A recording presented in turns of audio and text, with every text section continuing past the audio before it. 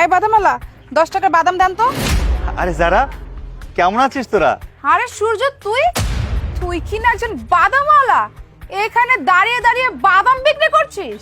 আরে না, মানে আরে না না, কি না না করছিস? আমরা তো দেখতেই পারছি যে তুই এখানে দাঁড়িয়ে থেকে বাদাম বিক্রি করছিস। আচ্ছা, তোরা আমাকে ভুল বুঝতেছিস। আগে আমার কথাটা শুনবি তো নাকি? এই চুপ থাক, কি ভুল বুঝবো? হ্যাঁ, আমাদের চোখের দেখা জিনিস কি ভুল হবে? তুই এখন কি বলবি? তুই বাদাম বিক্রেতা না? তোর দামি দামি বাড়ি আছে, গাড়ি আছে, তুই এইটা তুই সেটা এগুলোই তো বলবি, তাই না? কি রে, তুই কিছু বলছিস না কেন? দাঁড়িয়ে দাঁড়িয়ে শুনছিস? কি আর বলবো, বাদামওয়ালার সাথে কথা বলতেও তো লজ্জা করছে। এরকম একটা বন্ধু থাকা থেকে না থাকাই ভালো। এতদিন তো ভাবতাম তুই অনেক কোটিপতি, আর এখন দেখছি তুই একজন বাদাম বিক্রেতা। আরে তোরা একটু থামবি নাকি? আমাকে একটু কথা বলার সুযোগ দে। এই চুপ থাক, তোর কোনো কথাই আমরা শুনবো না। কি শুনবো? হ্যাঁ, কি আর বলবি? কি আর বাকি রেখেছিস? এখন তো আমার কি মনে হচ্ছে জানিস, কলেজ লাইফে আমার সিদ্ধান্তটা বেশ সিদ্ধান্তই ছিল। তুই কলেজের মধ্যে একজন টপার স্টুডেন্ট ঠিকই ছিলি, কিন্তু তখন যে তুই আমাকে প্রপোজ করেছিলি, এখন তো মনে হয় আমি তখন সঠিক সিদ্ধান্তটাই নিয়েছিলাম। তুই আমাকে প্রপোজ করেছিলি, আমি বড় লোকের মেয়ে, কোটিপতির মেয়ে, আমার পিছনে সারাক্ষণ ঘুরঘুর করতি।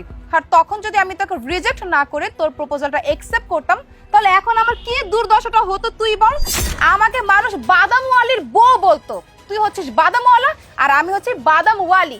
তার মানে আমার সিদ্ধান্তটা সঠিক ছিল।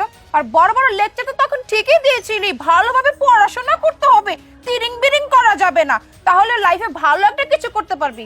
আমরা তো ঠিকই উঠে গেলাম, ভালো একটা প্রফেশনে আছি, জব করছি, আর তুই শেষ ফিনিশিং এ কি করছিস?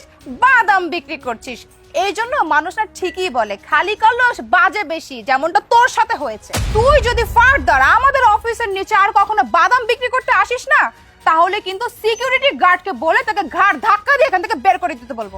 তাছাড়া তোর সাথে কথা বলে আমরা এত সময় কেন নষ্ট করছি, তাই না বল? আমাদের অনেক দেরি হয়ে যাচ্ছে, সময়ের অনেক দামও আছে। আর কখনো বসবি না। বাবাজি, আপনি যে অপেক্ষা করলেন তাই তো বেশি। এই যে আপনি যে টাকাটা ভাঙতে করা কইছিলেন, ভাঙতে করছি। এই নেন আপনার 80 টাকা আর আমার বাদামের 20 টাকা। স্যার, এতক্ষণ পর্যন্ত আমার দোকানের সামনে অপেক্ষা করছেন, আপনার ধন্যবাদ জানাই। এই, তার মানে কি তুই বাদামওয়ালা না? তুই তো একটাবারের জন্য আমাদের বললি না যে তুই বাদামওয়ালা না? আচ্ছা, তোদের এই মেয়েদের এই বাজে অভ্যাসে কখনো যাবে না? কখনো শুনতে চেয়েছিস আমি কি বলতে চেয়েছি? একটা কথা বলার সুযোগই তো দিসনি আমাকে। আর আমি যে বলবো যে আমি বাদামওয়ালা না, সেই সুযোগটা কখন দিলি? এই বকবক করে বলেই যাচ্ছিস। তোরা না সবসময় এক লাইন বেশি বুঝিস, আর বেশি বোঝার কারণেই তোরা সবসময় পস্তাতে থাকিস। শোন, যা আবার হয়ে গেছে, সব কিছু বাদ। তোরা এখানে কেন আসছিস আর এখানে কি করছিস সেটা বল। অ্যাকচুয়ালি এটা হচ্ছে আমাদের অফিস।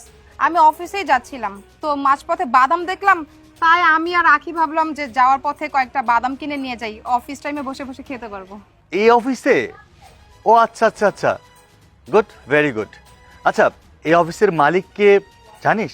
হ্যাঁ জানি, সূর্য গ্রুপ অফ ইন্ডাস্ট্রিজের কোম্পানির মালিকের নাম হচ্ছে সূর্য চৌধুরী। আচ্ছা, তাহলে আমার নামটা কি? সূর্য। তার মানে তো বুঝতেই পেরেছিস, এই কোম্পানির মালিক আমি, আর তোরা আমার আন্ডারে জব করিস, আমার কোম্পানিতে চাকরি করিস। আমি সেই সূর্য চৌধুরী। একটা কথা ভালো করে শুনে রাখ, মানুষকে কখনো ছোট করে দেখিস না। আজকে তোর চোখে যাকে ছোট মনে হচ্ছে না, একদিন দেখবি সে একদিন অনেক বড় কিছু হয়ে গেছে, আর তুই তোর জায়গাতে থেকে যাবি। হ্যাঁ, আর তুই আমাকে কি বললি যে তুই যদি সেদিন আমার প্রপোজালে রাজি হয়ে যেতি, আমাকে বিয়ে করতি, তাহলে আজকে তোকে বাদামওয়ালার বউ হতে হতো না। তুই যদি সেদিন রাজি হতি আর আমাকে বিয়ে করতি, আজকে তুই এই কোম্পানির কর্মচারী না, এই কোম্পানির মালিক হয়ে থাকতে পারতি। হ্যাঁ, পারিস নি কেন জানিস? তোদের স্বভাব দোষে। আর ভালোই হয়েছে, তোর মতো এমন একটা অহংকারী বাজে মেয়ে আমার বউ হবে, এটা কখনো আমিও চাই না। একটা কথা কান খুলে শুনে রাখ, তোদের মতো বাজে মেন্টালিটির লোকদের আমার কোম্পানিতে আমি রাখতে চাই না। এখনো সময় আছে, নিজেকে চেঞ্জ কর, অহংকার দূর কর, না হয় ভবিষ্যতে আরো পস্তাতে হবে।